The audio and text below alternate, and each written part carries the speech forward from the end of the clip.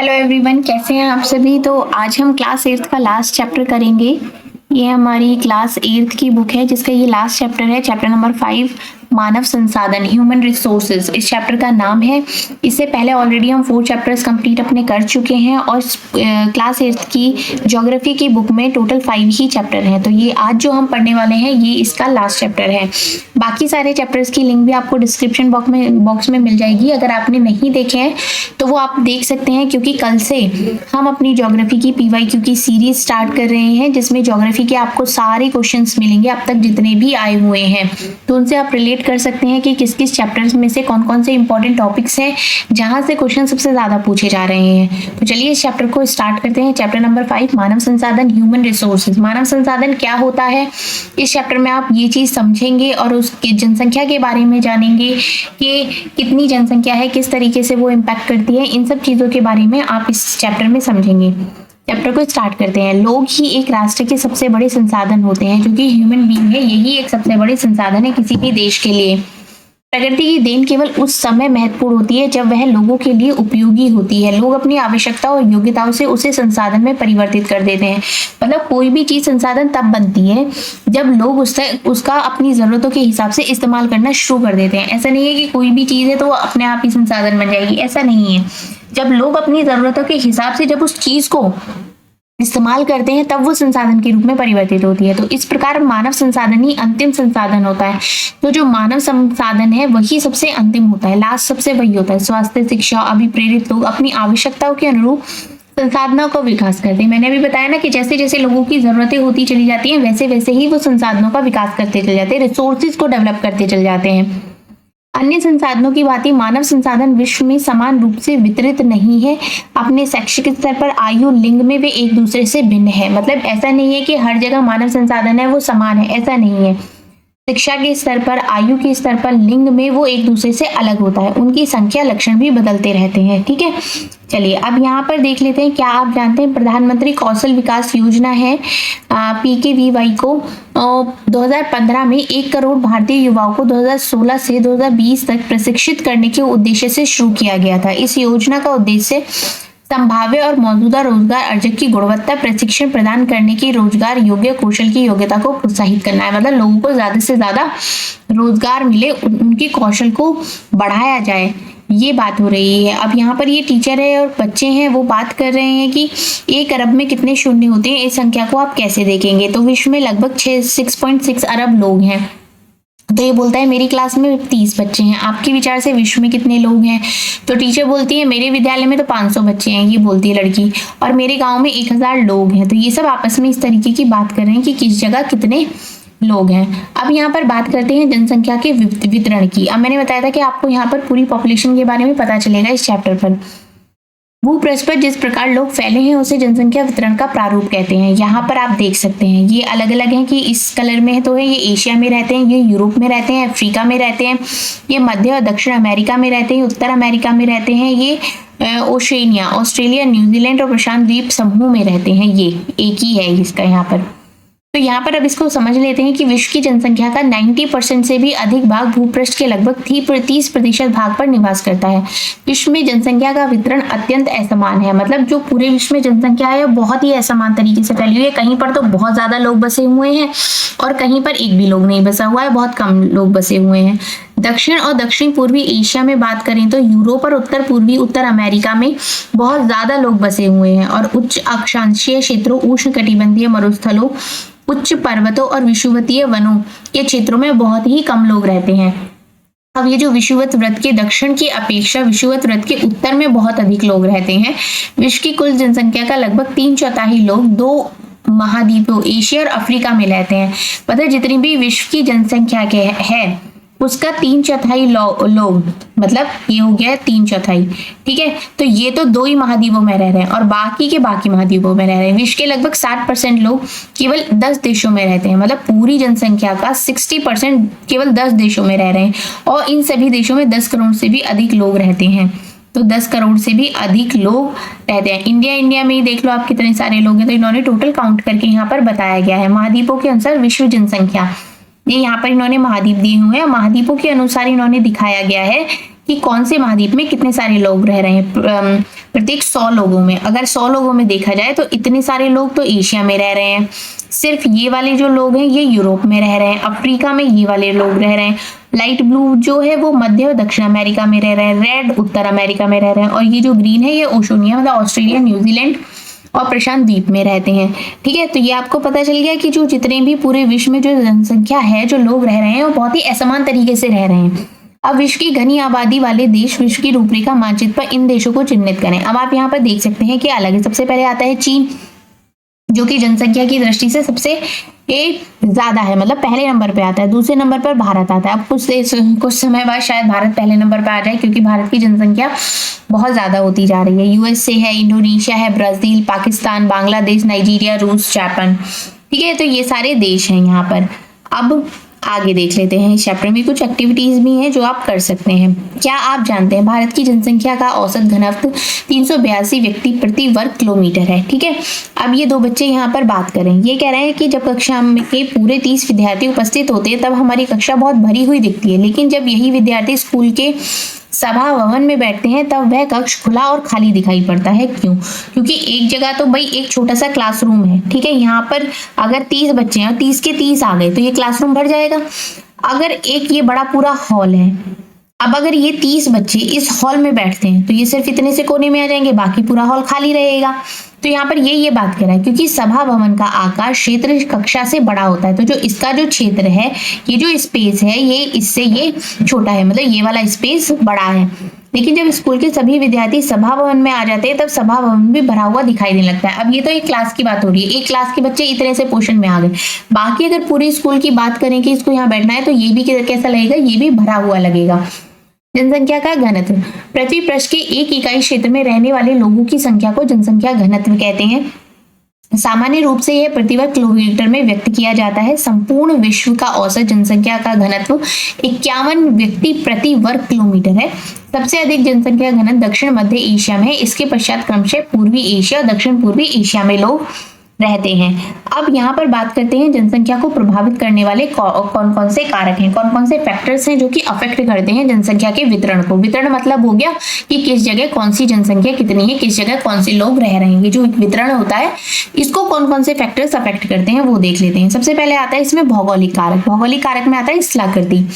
लोग सदैव पर्वतों और पठारों की तुलना में मैदानी भागों में ही रहना पसंद करते हैं, क्योंकि यहाँ पर क्षेत्र खेती हो जाती है, विनिर्माण और सेवा क्रियाओं के लिए उपयुक्त होते हैं। गंगा के मैदान विश्व के सबसे अधिक घने बसे क्षेत्र हैं, जबकि एंडीज, ऑल्पस और हिमालय जैसे पर्वत विरल बसे हुए हैं। अब अगर देखे जाए तो गंगा की जो आसपास की जगह है वहां पर लोग बहुत ज्यादा बसे हुए हैं, लेकिन अगर दूसरी तरफ हिमालय की बात करी जाए तो वहां पर तो लोग नहीं रह सकते ना, वहां पर तो पॉसिबल नहीं है। तो यहाँ पर जो जनसंख्या रह रही है वो बहुत ज्यादा रह रही है। अब बात करते हैं जलवायु की। लोग सामान्य रूप से चरम जलवायु जो अत्यधिक गर्म अथवा अत्यधिक ठंडी है, जैसे कि सहारा मरुस्थल, रूस के ध्रुवीय प्रदेश, कनाडा और अंटार्कटिक में रहने से बचते हैं। मतलब जलवायु की बात करी जाए तो लोग वहां पर रहना पसंद करते हैं, ना तो वहां पर बहुत ज्यादा ठंडी हो और ना ही बहुत ज्यादा गर्मी हो, या फिर मौसम बदलता रहे। कुछ जगह ऐसी जगह माइनस में टेम्परेचर अगर पहुंच रहा है तो लोग वहां पर रहना थोड़ी नहीं पसंद करेंगे।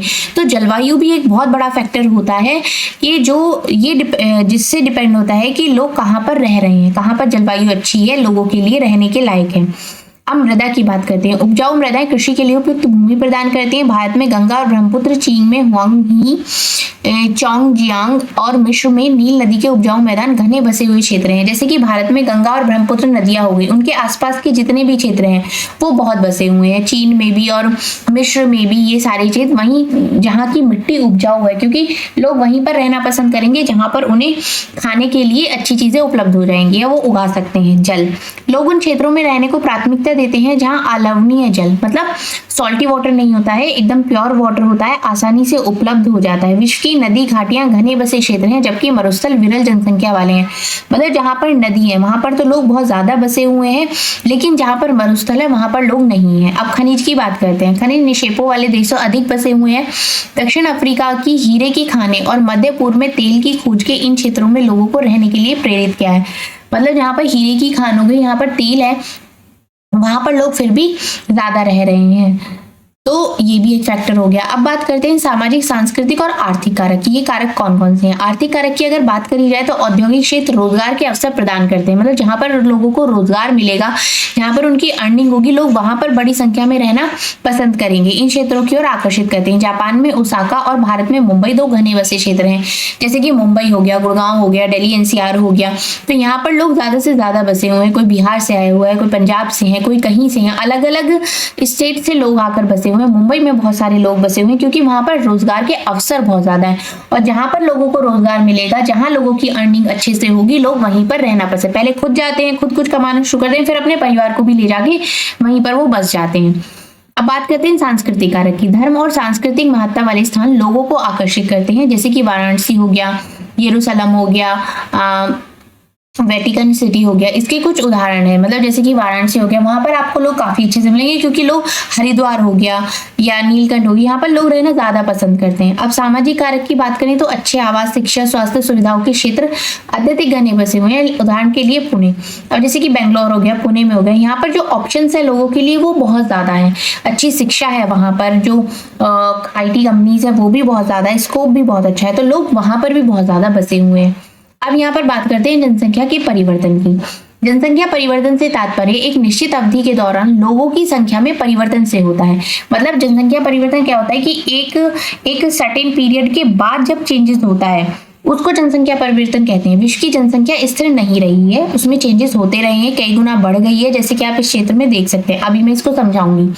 ऐसा वास्तव में जन्म और मृत्यु की संख्या में परिवर्तन के कारण होता है। मानव इतिहास की लंबी अवधि में 1800 तक की विश्व की जनसंख्या धीरे धीरे बड़ी संख्या में बच्चे जन्म लेते रहे, लेकिन शीघ्र ही उनकी मृत्यु भी हो गई। ऐसा इसलिए था क्योंकि उन्हें उच्च स्वास्थ्य सुविधाएं नहीं मिल पाई थी, सभी लोगों के लिए पर्याप्त भोजन उपलब्ध नहीं था, किसान भी सभी लोगों की भोजन की आवश्यकताओं को पूरा करने के लिए पर्याप्त उत्पादक नहीं कर पा रहे थे। इसके परिणामस्वरूप जनसंख्या की वृद्धि में बहुत कमी थी। 1804 में विश्व की जनसंख्या 1 अरब हो गई थी। 150 वर्षों के बाद 1959 में विश्व की जनसंख्या 3 अरब पहुंच गई। इसे प्राय जनसंख्या विस्फोट कहते हैं। 1999 में 30 वर्ष की अवधि से कम में जनसंख्या दुगनी हो गई, 6 अरब हो गई, और इस वृद्धि का मुख्य कारण खाद्य आपूर्ति, औषधियों के कारण मृत्यु दर का कम होना था, जबकि जन्म दर अभी भी बहुत अधिक रही थी। मतलब मृत्यु दर कम हो गई, जन्म दर बढ़ गई, जिससे क्या हुआ, जो जनसंख्या में वृद्धि थी वो बहुत ज्यादा हो गई। अब जैसे आप, ये इमेज है विश्व जनसंख्या वृद्धि का, ये एक चार्ट इन्होंने दिया हुआ है, यहाँ पर आप देख सकते हैं 1000 में हो गई, फिर 1500 हो गया, फिर 1800 हो गया, फिर 1900 है, 1950 में देखो यहाँ तक पहुंच गई, 1974 में यहाँ पहुंची, 1999 यहाँ, और 2025 का ये अनुमान है कि और भी ज्यादा ये बढ़ जाएगी। मतलब ये कितनी हो जाएगी, यहाँ पर ये तो 6000 मिलियन है और यहाँ पर ये 8525 मिलियन हो जाएगी। ये विश्व की जनसंख्या की बात करी जा रही है। और विश्व की जनसंख्या कैसे बढ़ रही है, क्योंकि जो जन्म दर है उसमें बढ़ोतरी हो रही है, जो मृत्यु दर है उसमें कमी हो रही है। पहले क्या हो रहा था कि जन्म दर तो बढ़ रही थी, साथ ही साथ मृत्यु दर भी हो रही थी, क्योंकि उन्हें अच्छी स्वास्थ्य सेवाएं नहीं मिल रही थी। अब क्या हो रहा है, उनकी जो फैसिलिटीज है, जिनकी भी स्वास्थ्य सेवाएं उन्हें बहुत अच्छे से मिल रही है, जिससे कि जो जन्म दर है उसमें वृद्धि हो रही है। जन्मों को साधारणतः जन्म दर में आंका जाता है। जन्म दर अर्थात प्रति 1000 व्यक्तियों पर जीवित जन्मों की संख्या को मापा जाता है। मृत्यु दर को प्रति व्यक्ति 1000 व्यक्तियों पर मृतकों की संख्या से मापा जाता है। किसी क्षेत्र विशेष में लोगों के आने जाने को प्रवास कहते हैं। मतलब कोई भी लोग एक जगह से आता जाता है तो उसको क्या कहते हैं, प्रवास कहते हैं। जन्म और मृत्यु जनसंख्या परिवर्तन के प्राकृतिक कारण है। एक देश की जन्म दर और मृत्यु दर के बीच के अंतर को प्राकृतिक वृद्धि दर कहते हैं। मतलब जिस देश में जन्म दर और मृत्यु दर को नापा जा रहा है उसको क्या कहते हैं, प्राकृतिक वृद्धि दर कहते हैं। अब विश्व में जनसंख्या के बढ़ने का मुख्य कारण प्राकृतिक वृद्धि दर का तीव्रता से बढ़ना है। अब यहाँ पर आप देख सकते हैं जनसंख्या वृद्धि, जन्म दर इतनी हो रही है, मृत्यु दर इतनी हो रही है। मृत्यु दर से जन्म दर का अधिक होना ये जनसंख्या वृद्धि है। जन्म दर और मृत्यु दर का समान होना, ये जनसंख्या इसमें एक जैसी रहती है, क्योंकि दोनों में जन्म दर भी समान चल रही है, मृत्यु दर भी समान चल रही है। अगर जन्म दर से मृत्यु दर अधिक हो जाती है तो वहां पर जनसंख्या कम हो जाती है, ठीक है। और यहाँ पर अगर जन्म दर ज्यादा हो जाती है तो मृत्यु दर कम हो जाती है, तो जनसंख्या में वृद्धि हो रही है। आप इस एरो से देख सकते हैं, यहाँ पर ये वृद्धि का साइन है, ये स्थिर है, और यहाँ पर ये कमी हो रही है, ठीक है। प्रवास का एक अन्य कारण है जिससे जनसंख्या के आकार में परिवर्तन होता है। लोग एक देश में अथवा देशों के बीच एक स्थान से दूसरे स्थान पर जा सकते हैं, उसको हम प्रवास कहते हैं। अब ये आपने पीछे पढ़ लिया था। उत्प्रवासी वे लोग होते हैं जो देश को छोड़ते हैं। आप्रवासी वो लोग होते हैं जो देश में आते हैं। अब उत्प्रवासी वो लोग हो गए, सपोज जैसे अगर कुछ लोग हैं वो इंडिया से बाहर जाकर रह रहे हैं, ठीक है, कोई यूएस में सेटल हो गया है, कोई कनाडा में सेटल हो गया है, परमानेंटली वहीं हो गए, 20-25 सालों से वहां रह रहे हैं, उन्हें वहां की नागरिकता भी मिल गई, तो उनको क्या बोलेंगे? उनको उत्प्रवासी बोलेंगे, जो अपने देश को छोड़कर दूसरी कंट्री में जाकर बस गए हैं, ठीक है। अब आप्रवासी लोग वो कौन से होते हैं? सपोज कनाडा के लोग यहाँ इंडिया में आकर बस जाएं, यहीं रहने लगे, यहीं अपने सारे काम करें, यहीं को उनकी नागरिकता मिल जाए, तो वो उसको क्या बोलेंगे? उसको हम आप्रवासी लोग बोलेंगे। अब यहाँ के देख लेते हैं, संयुक्त राज्य अमेरिका, ऑस्ट्रेलिया जैसे देशों में भीतरी प्रवास अथवा आप्रवास द्वारा संख्या बढ़ी है, मतलब ये जनसंख्या इससे भी बढ़ जाती है जब एक दूसरे के देश में जाकर लोग बस जाते हैं। सूडान देश का एक ऐसा उदाहरण है जिसमें लोगों के बाहर चले जाने अथवा उत्प्रवास के कारण जनसंख्या में कमी का अनुभव किया गया। मतलब सूडान एक ऐसी कंट्री है जहां पर लोग उस कंट्री को छोड़कर दूसरी कंट्रियों में जिन्होंने बसना शुरू कर दिया, तो वहां पर जनसंख्या में कमी अनुभव की गई। अंतर्राष्ट्रीय प्रवास की सामान्य प्रवृत्ति यह है कि लोग अच्छे आर्थिक अवसरों की खोज में कम विकसित राष्ट्रों से अधिक विकसित राष्ट्रों में चले जाते हैं। अब जैसे कि डेवलपिंग कंट्रीज हैं, आप डेवलपिंग कंट्री से डेवलप्ड कंट्री में जाते हो क्योंकि वहां पर आपको रोजगार के अवसर अच्छे मिलेंगे, बेहतर शिक्षा मिलेगी, बेहतर रोजगार मिलेगा, आपका जो स्टैंडर्ड है, लिविंग स्टैंडर्ड है, वो आपका बढ़ जाएगा। तो लोग क्या करते हैं? डेवलपिंग कंट्री से डेवलप्ड कंट्री में चले जाते हैं, मतलब विकासशील देशों में से विकसित देशों में चले जाते हैं। तो देशों के अंदर बड़ी संख्या में लोग रोजगार, शिक्षा, स्वास्थ्य सुविधा की खोज में ग्रामीण क्षेत्रों से नगरीय क्षेत्रों की ओर चले जाते हैं। जैसे कि लोग गांव से शहर की तरफ आते हैं, ऐसे ही लोग एक देश से दूसरे देश में भी चले जाते हैं। अब यहाँ पर बात करते हैं जनसंख्या परिवर्तन के प्रारूप की। जनसंख्या वृद्धि की दर विश्व में अलग अलग है, ये आपने देख भी लिया। यद्यपि विश्व की कुल जनसंख्या तीव्रता से बढ़ रही है, तथापि सभी देशों में यह वृद्धि अनुभव नहीं की जा रही। विश्व की अगर टोटल काउंट करते हैं कि वो बहुत तेजी से बढ़ रही है, लेकिन अगर हम इंडिविजुअल देश की बात करें तो उसमें उतना महसूस नहीं हो रहा है। कुछ देशों में जैसे कि केन्या में जनसंख्या वृद्धि दर ऊंची है, उन देशों में जन्म दर और मृत्यु दर दोनों ही उच्च है। हाल ही में स्वास्थ्य सेवाओं में सुधार के कारण मृत्यु दर कम हो गई है, परंतु जन्म दर अभी भी अधिक है, जिससे कि वृद्धि दर जो है वो लगातार बढ़ रही है। अन्य देशों में जैसे कि यूनाइटेड किंगडम ने निम्न दर और मृत्यु दर के कारण जो निम्न जन्म दर है और मृत्यु दर के कारण जनसंख्या वृद्धि की दर है मंद है, मतलब वहां पर धीमी गति से ये जनसंख्या में वृद्धि हो रही है। अब इस मैप को देख लेते हैं एक बार। यहाँ पर ये आप देख सकते हैं, अब आपको वर्ल्ड का मैप अच्छे से समझ में आ गया होगा। प्राकृतिक वृद्धि की वार्षिक दर के हिसाब से देखा है, जो सबसे ज्यादा हो रही है वो यहाँ पर ब्लू पोर्शन में हो रही है, ये आप देख सकते हैं। उच्च दर है, ये जो लाइट कलर है इसमें हो रही है। आदर्श है वो ग्रीन, लाइट ग्रीन वाला है, ये वाला। निम्न दर जो हो रही है वो ये है, लाइट येलो। और जहां पर कुछ भी नहीं हो रहा है वो ये यहाँ व्हाइट पोर्शन जो आपको दिख रहा है ना, ये यहाँ का बात हो रही है। चलिए जनसंख्या संगठन की बात करते हैं। किसी देश की जनसंख्या कितनी भी अधिक हो, उसका उस देश के आर्थिक विकास के स्तर से कुछ अंतर नहीं पड़ता है। उदाहरण के लिए बांग्लादेश और जापान अधिक घने बसे देश हैं, लेकिन जापान बांग्लादेश से आर्थिक रूप से अधिक विकसित देश है। यहाँ पर ये बात करी जा रही है कि चाहे कोई देश कितना भी, उस देश की आर्थिक स्थिति पर कोई असर नहीं पड़ता है, चाहे उसकी जनसंख्या कितनी भी हो जाए। एक संसाधन के रूप में लोगों की भूमिका को समझने के लिए हमें उनके गुणों के बारे में जानने की आवश्यकता होती है। लोग अपनी आयु, लिंग, साक्षरता स्तर, स्वास्थ्य दशाओं, व्यवसाय और आय के स्तर पर एक दूसरे से अलग अलग होते हैं। लोगों की इन विशेषताओं के बारे में जानना जरूरी होता है। जनसंख्या संगठन जनसंख्या की संरचना को दर्शाता है। यहाँ पर देख सकते हैं, मैं एक किसान हूँ, मैं कैंसर उपचार की औषधि के लिए शोध कर रही हूँ, मैं विवाह समारोह में गाता हूँ, मैं घर की देखभाल करती हूँ, मैं सेतु बनाता हूँ, मैं अपने पोती पोतियों को कहानियां सुनाती हूँ। तो ये क्या है? मानव संसाधन के रूप में आपका योगदान क्या होगा यहाँ पर ये बताया। जैसे बताया ना कि भाई मैं डॉक्टर हूँ, मैं विवाह समारोह में गाता हूँ, मैं एक किसान हूँ, तो इसमें यही बताया गया कि आपका क्या योगदान है। अब जनसंख्या संगठन हमारी ये जानने में सहायता करता है कि कितने पुरुष हैं और कितनी स्त्रियां हैं। जनसंख्या संगठन से आप ये पता लगा सकते हैं कि विश्व में कितने पुरुष हैं और कितनी महिलाएं हैं, वे किस आयु वर्ग के हैं, कितने शिक्षित हैं और किस प्रकार के व्यवसाय में लगे हैं, उनकी आय का क्या स्तर है, स्वास्थ्य दशाएं कैसी हैं, ये सब कुछ आपको जनसंख्या संगठन से पता चल जाएगा। ठीक है। जनसंख्या संगठन का अध्ययन करने की एक रुचिकर विधि क्या है? वो जनसंख्या पिरामिड है, जिसे आयु लिंग पिरामिड भी कहते हैं। एक जनसंख्या पिरामिड दर्शाता है कुल जनसंख्या विभिन्न आयु वर्गों में विभाजित है, जैसे कि 5 से 9 और 10 से 14 वर्ष। यहाँ पर एक जनसंख्या पिरामिड है जिसमें आप देख सकते हैं। ये रहा एक जनसंख्या पिरामिड है जिसमें कि आपको पता चल जाता है कि कितने पुरुष हैं, कितनी स्त्रियां हैं, किस किस आयु वर्ग के हैं, ये सब आपको उसमें पता चल जाएगा। कुछ जनसंख्या प्रतिशत का इन वर्गों में से प्रत्येक वर्ग में पुरुष और स्त्रियां अविभाजित हैं। जनसंख्या पिरामिड का आकार उस विशिष्ट देश में रहने वाले लोगों की कहानी बताता है। बच्चों की संख्या 15 वर्ष से नीचे निचले भाग में होती है। अब यहाँ पर आप ये बच्चे बात कर रहे हैं तो आप देख सकते हैं वह क्या है, यह एक देश में पुरुष और स्त्री वर्तमान जनसंख्या को उनके आयु वर्ग के रूप में दर्शाता है।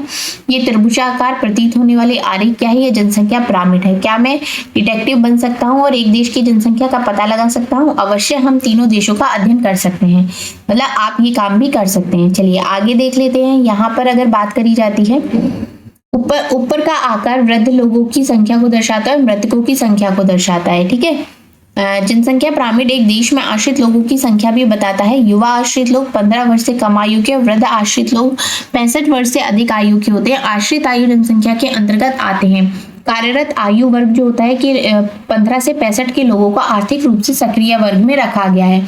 मतलब ये जो जनसंख्या पिरामिड होता है इसमें आप सारी ही जानकारी को पता कर सकते हैं। एक देश का जनसंख्या पिरामिड जिसमें जन्म दर और मृत्यु दर दोनों ही ऊंचे हैं, उसका आधार पर चौड़ा है। ऐसा इसलिए होता है कि बहुत से बच्चे जन्म लेते हैं लेकिन उनमें से अधिकतर की मृत्यु हो जाती है और कुछ बड़े ही नहीं हो पाते हैं, कुछ बड़े हो जाते हैं, इसलिए वहां वृद्ध लोग बहुत कम है। इस स्थिति में केन्या के पिरामिड द्वारा दर्शाया गया है। यहाँ पर आप ये देख सकते हैं इस पिरामिड में। ठीक है। जिन देशों में मृत्यु दर विशेष रूप से बहुत छोटे बच्चों में कम हो रही है, युवा आयु वर्ग का प्रमाणित चौड़ा है। ये भारत का है, ये जापान का है। इन्होंने अलग अलग कंट्री का इस तरीके से आपको पिरामिड बताकर बताया हुआ है। यह भारत के पिरामिड में दृष्टिगोचर होता है इस प्रकार में कि जनसंख्या में युवा सापेक्ष अधिक है। इसका अर्थ मजबूत और वर्धमान बढ़ती हुई श्रम शक्ति है। इसमें यहाँ पर आप देख सकते हैं कि यहाँ से यहाँ के बीच में ये जो ये है, इसलिए इतने पुरुष हैं। जापान जैसे देशों में आधार पर पिरामिड कम जन्म दर वाले, जापान जैसे देश में आधार पर पिरामिड ये है, ये वाला आप यहाँ पर देख सकते हैं। घटी मृत्यु दर के कारण अधिक लोग वृद्ध आयु तक पहुंच जाते हैं। ठीक है। जैसे कि यहाँ पर अगर देखा जाए 70 प्लस कम है और यहाँ पर देखा जाए तो फिर भी काफी ज्यादा है, 85 तक पहुंच रहा है। कुशल, उत्साही, आशावादी और सकारात्मक दृष्टि जैसे युवा जन किसी राष्ट्र के भविष्य होते हैं। हम भारतवासी भाग्यशाली हैं कि हमारे पास ऐसा संसाधन है। हम उन्हें योग्य और उत्पादक बनाने के लिए, कुशल बनाने के अवसर प्रदान करने के लिए अवश्य ही शिक्षित किया जाना चाहिए, मतलब जिससे कि वो कुशल बन सके। उन्हें उनका एजुकेटेड होना बहुत जरूरी है। तो इस पूरे चैप्टर में आपने अच्छी तरीके से समझ लिया है कि जनसंख्या क्या होती है, उसको हम किस तरीके से देखते हैं, अलग अलग देश की जनसंख्या की स्थिति को हम किस तरीके से माप सकते हैं, कौन कौन से फैक्टर्स होते हैं जो कि अफेक्ट करते हैं। ठीक है। ये आपका क्लास 8 की ज्योग्राफी भी कंप्लीट हो गई है। अब हमारी पूरी